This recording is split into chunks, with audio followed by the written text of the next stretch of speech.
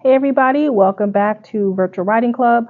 I am Dawn, your teen librarian, and in the fourth and final one for October, I will be talking about how to elevate your poetry writing. As I said, this will be the last Virtual Writing Club for October. However, going forward, we'll be meeting the last Tuesday of every month on YouTube from 6 to 7 o'clock. So the next one will be November 28th, and you can join us there. And if we get enough people watching and commenting, then we will have in-person writing club. But for right now, it will be virtual. We do have a short story contest going on right now where you can submit poetry. And the entry deadline for that is November 1st. I believe that is at midnight. I will put all the rules and all other information in the description below. I'll link it so that you know how to enter. Let's get started with poetry. Now, to teach you poetry, I'm going to be using our rubric, and a rubric is what the judges of the short story contest will be using to score poetry entries. I will be talking about each category in the rubric, basically what we're going to be looking for, and then I'm going to read a poem from past winners that exemplifies what we're looking for. So that's for you to know what types of poems will get scored higher than others. So let's get started with style. And so we basically do a scoring range of 1 through 4. So if the poem lacks style and the thoughts do not come out clearly on paper, then you're going to get a score of 1. If there was an effort made, you get a 2. If your poem has a defined style, the thoughts are clear to read and understandable, is a 3, but you get a 4 if the poem is written with a great sense of style, the poem has been thought out and makes sense to the reader. So this is an example of a poem that would receive a 4 in style. This is called Just a Color. There's many colors no one cares to like or overlooks one than the other. Why can't all colors be beautiful? My color, the color of my pale skin, is what people favor more. But why? Why mine? And why not hers? Why should her beautiful skin define who she is? Her lovely brown skin comes with hatred, with a dark meaning, when the color of her skin is just a color and nothing more. But my veiny, pale skin is what people favor more. Why? Why when hers is flawless but brown? Just because of a color? Or because she's different from you? Her skin is just a color or yet even more. So that poet placed 3rd place in the high school division. But as you can see, you understand what she's trying to say. It is quite clear what she is talking about. That's what we mean when we say style. It has to be very clear and understandable for the reader to understand. Poetic technique means rhyming, alliteration, onomatopoeia, repetition, etc. Alliteration is when each word starts with the same letter. Bobby brings basketballs because basketballs bring bananas. I don't know. But everything starts with a B. That's alliteration. Onomatopoeia gives visual in word form. So words like bang, pop, pow. Rhyming is pretty obvious, but remember, poems do not have to rhyme.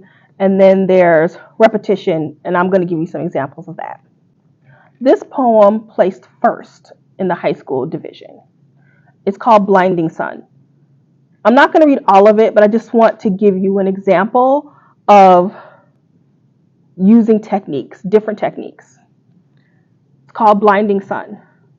The sun is so bright that it is blinding, blinding enough to make me dizzy, dizzy enough to make me stumble off the edge of that cliff, the cliff that I have arrived to. So if you notice, she starts every new sentence with the last word of the previous sentence. So the sun is so bright that it is blinding, blinding enough to make me dizzy, dizzy enough to make me stumble off the edge of that cliff, the cliff I have arrived to. That is a technique. It's repetition, and it's on purpose. Here's another stanza. I am still dizzy, too dizzy to look back down, to look in front of me, to realize the trap, to stop myself before I decide, before I hurt them, before I... So she uses the word to 4 times. She starts 4 lines with the word to. Too dizzy to look back down, to look in front of me, to realize the trap, to stop myself before.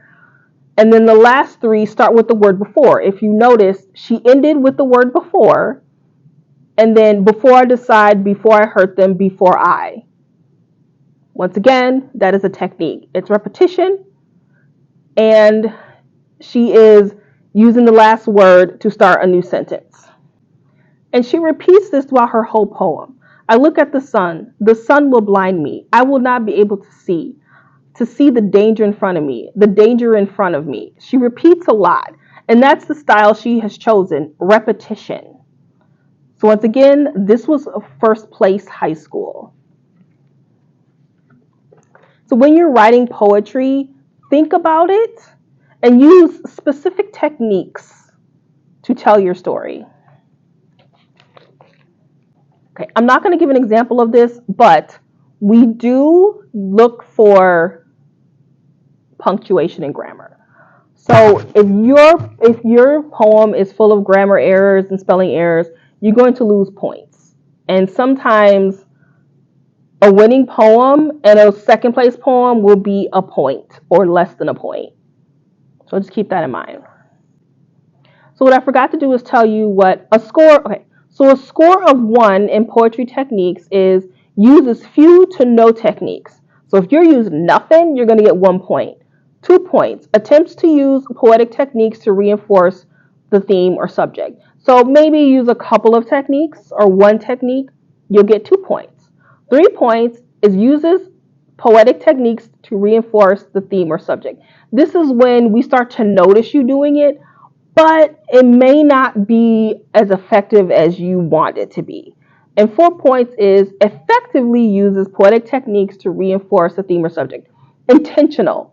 You purposely did it. So this girl with the Blinding Sun poem, we can tell that she purposely used repetition, and she only used repetition. She didn't rhyme anything. She didn't use a lot of alliteration. She didn't use any onomatopoeia. She just used repetition. That is what she chose.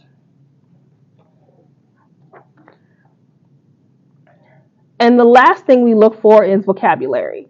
So 1 point will be the poem lacks description and does not allow the reader to visualize the poem. 2 points, the poem includes some descriptive words and phrases. 3 points, the poem includes many descriptive elements and is appealing. And 4 points, the poem is filled with descriptive vocabulary that appeals to the reader. So I'm going to give you an example of a poem that used a lot of descriptive language. This won 2nd place in the high school division 1 year. I don't know the name of it. I didn't write it down. Sorry. Every time I am next to you, my body feels like I am on the edge of the sun. My flesh burning off feels like the loveliest sensation that I have ever experienced. I am the dying flower, but you are the water bringing me back to life. I am the monster, and you are the Frankenstein creating me. So if you notice, very descriptive language. She's on the edge of the sun. Her flesh is burning. She's a dying flower. She needs water to come back to life. She is a monster, and Frankenstein is creating her. You are the most beautiful creature I have laid my eyes on. How do I know these things? Why do I always put you in a positive light? I know you are nothing but light. You are the source of darkness. I dream you are the rose, but I positively know you are the thorns. You are not the man of my dreams, but of my nightmares. Let's break that down. You are the source of my darkness. I dream you are the rose, but I know you are the thorns. You are not the man of my dreams, but of my nightmares. That is a very descriptive language. The thought of being with you, even sharing my life with you, is the most terrifying thought I have ever had. I am scared of what you might think. What will you speak of me? Do you think I'm hideous? Do you even know my name? I envy you for making me feel like this. You make me sick, but I love this sick feeling. I want to share my fondness of you with the world. Someday, someday, someday, someday, no day. So I envy you. You make me sick. Very descriptive language. It invokes a feeling from the reader. We are feeling something as we read this poem. This seems like she's having a crush on someone that is not good for her. We all know what that feels like. And so we can understand what the writer of this poem is going through. All right. So that's the rubric. That is how we are going to be judging. But these are good rules of thumb when you're just writing poetry. Even if you're not entering into a contest, these are things that you can keep in mind as you are writing. You want to have a clear message. You want to have some techniques, whether it's rhyming, alliteration, repetition, and you want descriptive language. Okay, so finally, I'm going to read you a third place poem. This is the third place poem. I fell for you like the petal on a flower, like the leaves in fall, like the snow on a cold day. I would fall for you over again, and I know you'd do the same. Not a bad poem, very descriptive. We understand what the poet is trying to say here. She's using metaphors, the seasons, to convey how much she's falling for this person. She has some repetition, like a petal on the flower, like the leaves in fall, like the snow on a cold day. So she is using some style. But the poem is lacking a bigger impact.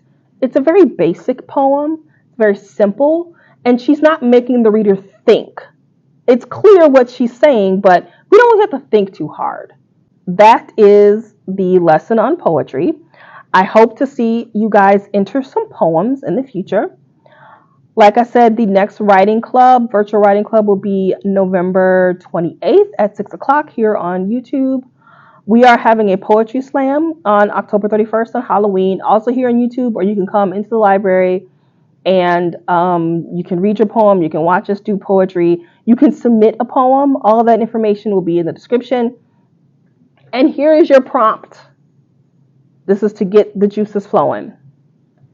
Pick an emotion, any emotion, and write a poem that expresses that emotion. And remember to use some techniques, whether it be alliteration or repetition, some onomatopoeia.